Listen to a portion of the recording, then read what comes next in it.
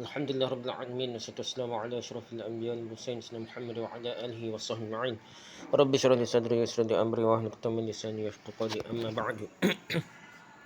Kita sambung balik kitab kita, syarah kitab Tauhid jilid ketiga. Kita nak bincang bab hari ni, larangan menolak permintaan orang yang menyebut nama Allah. Orang minta tapi dia tengah sebut nama Allah, maka kita tak boleh tolak lah. Nah, kita nembui sikit pun dah. La yuraddu man sa'ala billah. Larangan menolak permintaan orang yang menyebut nama Allah. La yuraddu man sa'ala billah. Matan dari Ibnu Umar radhiyallahu anhu bahwasanya Nabi sallallahu alaihi wasallam bersabda, "Man sa'ala billah fa'atuhu wa man ista'adza billah fa'idhuhu wa man da'akum fa'ajibuhu wa man sana'a ilaikum ma'rufan fakafi'uhu fa in lam tajidu ma tukafi'unahu fad'uhu hatta taraw annakum qad kafa'tumuhu." Barang siapa yang meminta dengan menyebut nama Allah, maka berikanlah. Barang siapa yang meminta perlindungan dengan menyebut nama Allah, maka lindungilah. Barang siapa yang mengundangmu, menjemputmu, maka penuhilah undangannya. Dan barang siapa yang membuat kebaikan kepadamu, maka balaslah kebaikan itu dengan sebanding atau lebih baik. Dan jika engkau tidak mendapatkan sesuatu untuk membalas kebaikannya, maka doakanlah dia sampai engkau merasa yakin bahawa engkau telah membalaskan kebaikannya. Hadis Abu Daud An-Nasa'i dengan sanad yang sahih. Syarah. Di antara bentuk pengagungan seseorang terhadap tauhid adalah tak kala seseorang meminta sesuatu kepada kita, dengan menyebut nama Allah SWT, kita memberikan apa yang dia minta selama kita mampu. Hal ini adalah bentuk kita mengagungkan Allah SWT. Bukan masalah minta, masalah ada sebut nama Allah. Kita hormat ke Allah, kita agungkan Allah. Sesungguhnya Allah SWT yang telah memberikan kita rezeki, Allah yang memberikan kita kemudahan. Maka jika kita memiliki kemudahan untuk memberi, maka hendaknya kita memberi. Terlebih lagi jika dia meminta dengan menyebut nama Allah. Maka bab ini mengingatkan kepada kita bahawa apabila ada yang meminta-minta kepada kita dengan menyebut nama Allah, maka hendaklah kita penuhi permintaannya dan janganlah kita tolak permintaannya. Terlebih lagi jika permintaannya tidak memudaratkan kita. Di tanah air kita meminta dengan menyebut nama Allah hampir tidak kita temukan. Indonesia ke Malaysia ni kurang lah. Jaranglah dan hampir-hampir kita tidak menemukan ada orang yang meminta-minta dengan menyebut nama Allah. Berbeza halnya dengan di negara-negara Arab, semisal Arab Saudi. Orang-orang yang meminta dengan nama Allah itu masih sering kita temukan. Orang-orang Arab biasanya melakukan permintaan dengan menyebut-nyebut nama Allah adalah agar permintaannya diperhatikan. Oleh kerananya, perlulah untuk kita ketahui bahawa kesan, konsekuensi, akibat dari tauhid kita adalah kita memenuhi permintaan orang-orang yang meminta dengan nama Allah SWT. Sikap seseorang terhadap orang yang meminta dengan menyebut nama Allah. Hadis yang telah kita sebutkan di atas menyebutkan bahawa Nabi SAW bersabda, "Man sa'ala billah fa'atuhu." Barang siapa yang minta dengan menyebut nama Allah, maka berikanlah ia. Hadis riwayat Abu Daud 1972. Lantas bagaimana sikap kita terhadap orang yang datang kepada kita dan meminta-minta dengan menyebut nama Allah? Dalam hal ini maka dilihat terlebih dahulu orang yang meminta-minta dari dua keadaan, dua jenis, dua kondisi. Kondisi pertama, orang tersebut hanya sesekali meminta dengan menyebut nama Allah. Tidak sama-sama dah, sekali-sekali jumpa kita jaga dah. Jika kita menemukan atau mendapati orang yang jarang-jarang meminta, dia hanya sesekali meminta dengan menyebut nama Allah, dan kita melihat dia benar-benar serius dalam menyebut nama Allah, maka para ulama menyebutkan bahawa perkara semacam ini dilihat dari beberapa kondisi, beberapa keadaan. Pertama, jika permintaannya dalam rangka maksiat, maka tidak boleh juga kita penuhi walaupun disebut nama Allah. Contohnya, seseorang mengatakan kepada kita, "Demi Allah, engkau harus bermusuhan dengan saudaramu. Demi Allah, ceraikanlah isterimu." Dan bentuk perkataan-perkataan maksiat yang lain, maka seperti ini tidak boleh untuk kita penuhi. Permintaan dia tak boleh. Yang kedua, jika permintaannya pada perkara-perkara yang merupakan haknya, maka memenuhi permintaannya adalah wajib. Contoh misalnya ada yang memiliki hutang kepada seseorang dan sudah jatuh tempoh dah. Maksudnya habis dah tempoh bayaran. Kemudian ketika orang tersebut datang kepada anda dan berkata, "Demi Allah, saya minta kepadamu untuk melunaskan hutangmu dah. Mu kena bayar hutang mana lama dah." Maka wajiblah bagi anda untuk memenuhinya, membayar hutang lalu. Pasal hak orang itu dah. Tanpa dia menyebut nama Allah saja pun anda tetap wajib membayarnya. Maka bagaimanakah lagi jika dia meminta dengan menyebut nama Allah pula dah. Jadi lagi besar lah. Jadi kena bayar lah. Butai gadak apa kena bayar lah. Kalau sebut nama Allah. Yang ketiga, Jika permintaannya pada perkara-perkara kita tidak jika kita penuhi, maka kita merasa berat dan memberikan mudarat kepada kita pula, maka tidak perlu untuk kita penuhi. Contohnya seperti seseorang datang kepada kita dan berkata, demi Allah saya minta rumahmu, minta rumah ni. Demi Allah minta rumah ni. Permintaan ini tentunya sangatlah berat bagi kita, dan bahkan jika diberikan rumah kita, tentunya akan membuat kita tidak memiliki rumah lagi. Tak boleh duduk mana kita. Jika diminta adalah sesuatu yang sangat kita perlukan dan tidak ada alternatif lain bagi kita, maka tentulah kita memenuhinya. Tentu jika memenuhinya akan mendatangkan mudarat pada kita, minta kereta beli ke apa dah, jadi mudarat pada kita dah. Maka permintaan yang mendatangkan mudarat pada kita seperti ini tidak mengapa untuk tidak kita penuhi. Kerana pada asalnya permintaan seperti ini adalah permintaan yang tidak boleh. Tak boleh haram, tak boleh minta benda-benda yang siapa kau berat oleh lain. Yang keempat, jika permintaannya mampu untuk kita penuhi dan tidaklah memberikan mudarat kepada kita, maka para ulama khilaf tentang hal ini. Sebahagian ulama ada yang mengatakan wajib, dan ada yang mengatakan sunnah saja. Contohnya seseorang datang kepada kita dan berkata, demi Allah saya sangat memerlukan wang 5 juta rupiah, 5 juta, 5,000 ke apa. Nak bayar hotel ke apa. Saya minta kepadamu. Kalau ternyata kita punya wang tersebut, dan jika diberikan tidaklah memberikan mudarat pada kita kerana kita kaya dah sikit setara tu dah. Kepada kita, maka sebahagian ulama berpendapat bahawa wajib untuk dipenuhi, dan sebahagian lain ulama lain pula mengatakan bahawa sunnah dalam memenuhinya, tidak wajib. Sesungguhnya Allah SWT yang telah memberikan kita rezeki, maka mengapa kemudian kita bersikap pelik, bakhil, padahal kita mampu dah. Sungguh pun begitu banyak dalil tentang keutamaan bersedekah dan berinfak, baik dari ayat Quran maupun hadis-hadis Nabi SAW. Oleh kerana itu, jika ada orang yang datang kepada kita dan meminta-minta dengan nama Allah, kemudian kita tahu orang tersebut bukanlah orang yang suka meminta dengan menunggang nama Allah, menjual nama Allah, menunggang nama Allah, dan kita mampu untuk memberikannya meskipun kita merasa berat hati sekalipun, maka berikanlah. Kerana itu bentuk kita mengagungkan nama Allah.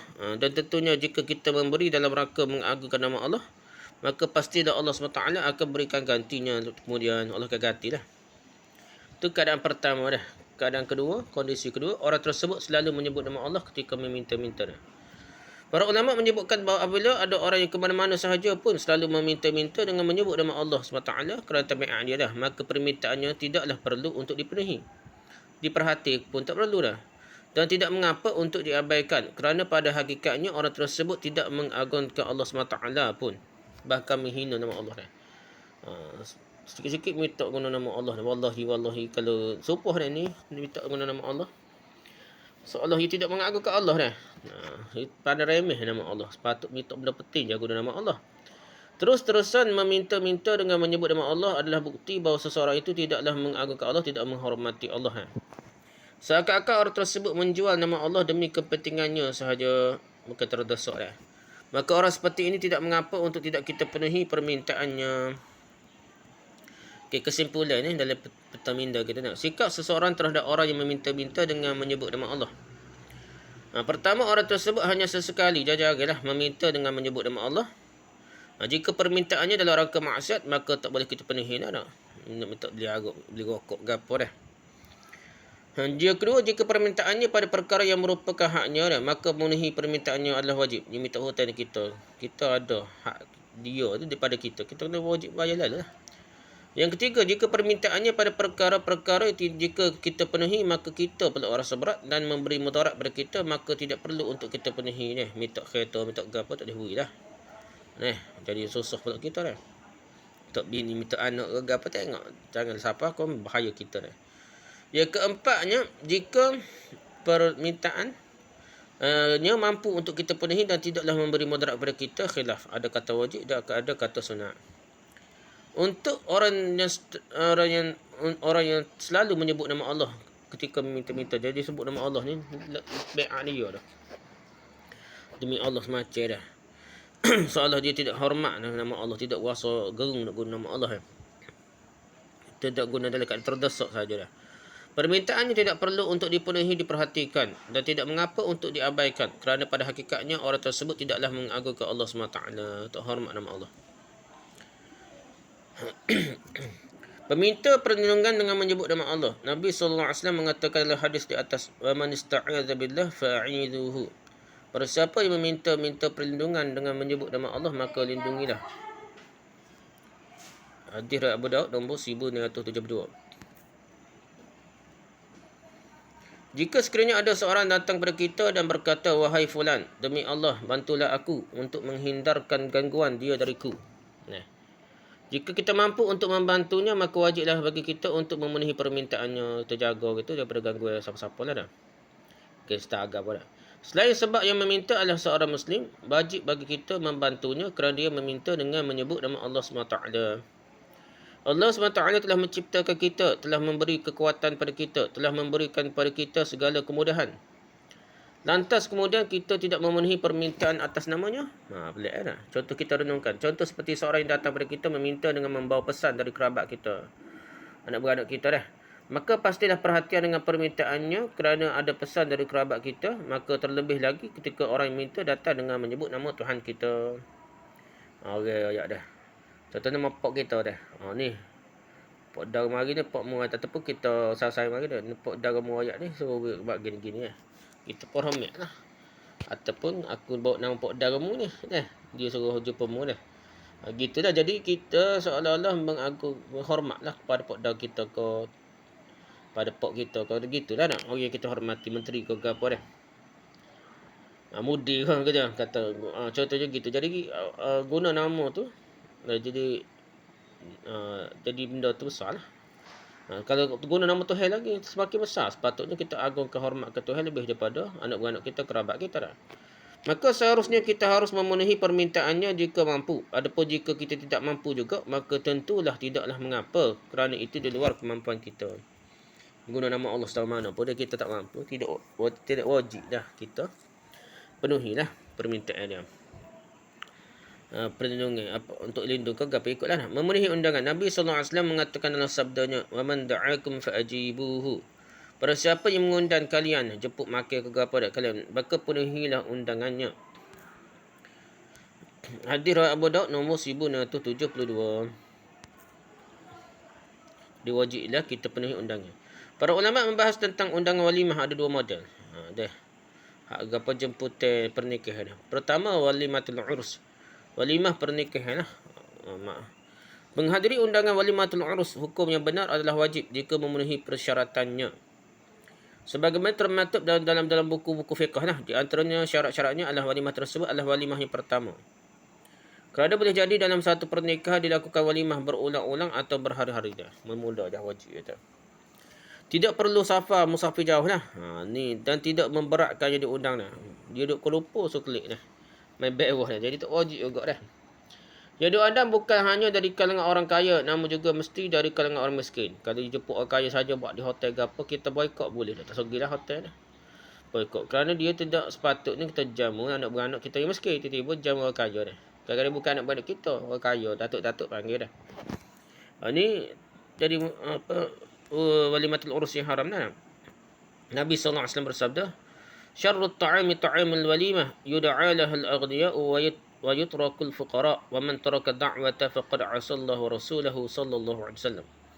Seburuk-buruk jamuan adalah jamuan walimah yang diundang sebatas hanyalah orang-orang yang kaya, sementara orang miskin tidak diundang. Nah, seburuk-buruk syarrut ta'am lah. Siapa yang tidak memenuhi undangan tersebut, maka sungguh ia telah bermaksiat pada Allah dan Rasulnya alaihi wasallam. Namun taraka da'wata faqad asalah. Siapa yang tidak memenuhi undangan, maka sungguhnya telah bermaksiat pada Allah dan Rasulnya sallallahu alaihi wasallam. Muttafaqun alaih. Ada hasannya tetap wajib lah. Jadi ada ulama syarah kalau dia betul-betul undang miskin, orang kaya saja, maka tu undangan yang haram. Tak wajib lagi lah. Tak wajib dah, boleh kita wajib. Dan syarat-syarat lainnya, maka jika syarat-syaratnya terpenuhi, maka wajib bagi kita untuk menghadirinya. Okey, jemputan selain daripada walimatul urus perkahwinan ni. Selain walimatul urus, betul-betul undangan walimah selain walimatul urus sangatlah banyak. Contohnya di antaranya walimah khitan sunat ni.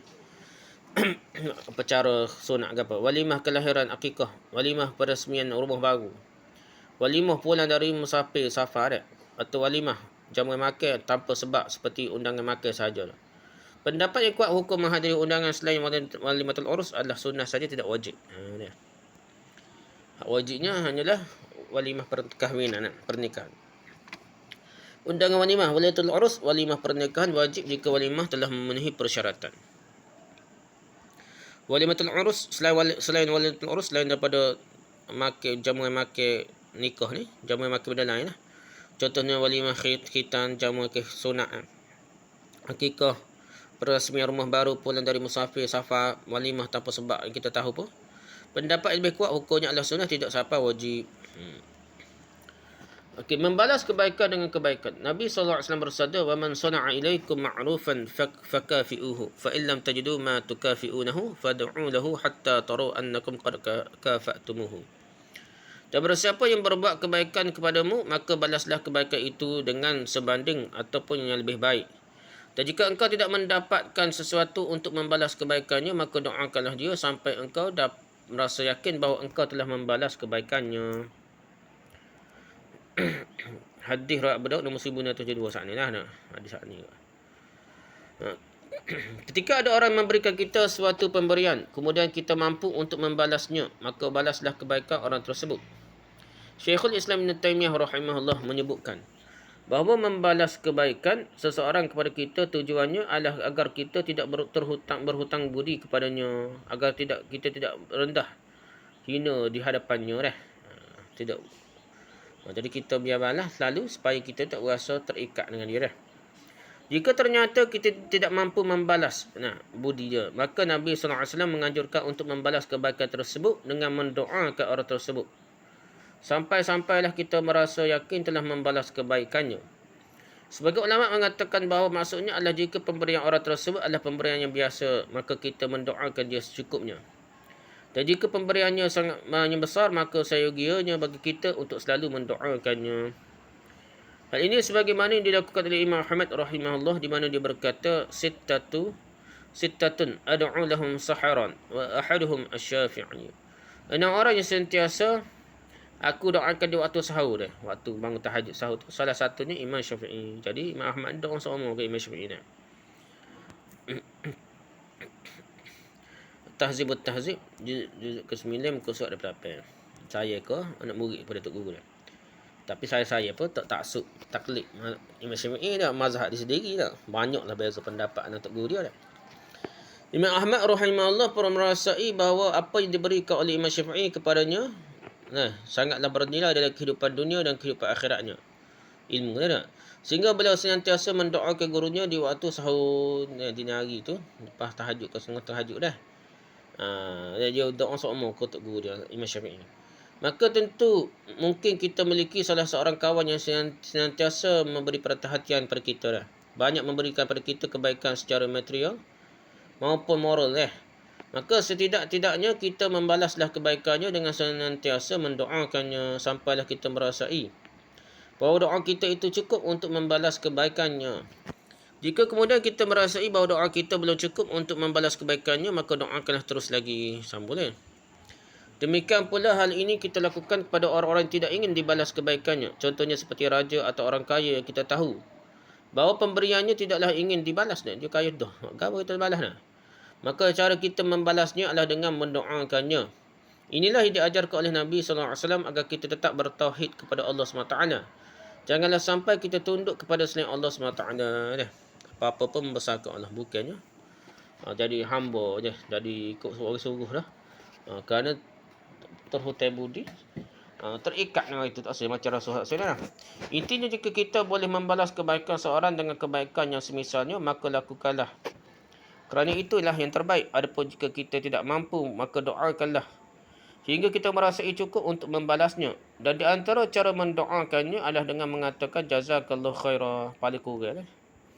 Jadi orang beri apa tolong kita apa, kita sebut jazakallahu khairah, jazakillahu khairah katsira pada. Ya jazakallah saja tu sebut khairan tu berakhir dah. Semoga Allah memberikan balasan kepadamu dengan kebaikan khair yang disebut dah. Sebab Nabi sallallahu alaihi wasallam mengatakan bahawa barang siapa orang yang berbuat baik kepadanya kemudian dia mengucapkan jazakallahu khairah, maka kata Nabi sallallahu alaihi wasallam faqad ablagha fis sana'i, Maka sesungguhnya dia telah bersungguh-sungguh dalam memberikan pujian, balas pujian. Itu banyak dah, jazakallah khairan. Rujuk Hadirat Tirmizi nombor 2035. Maka dari itulah penulis mengingatkan diri kita, saya sendiri, siapa-siapa diri sendiri dan antum sekalian, kamu semualah. Janganlah kita sepelekan dan meremehkan kebaikan orang sekecil apapun. Paling tidak kita mengatakanlah jazakallahu khairan.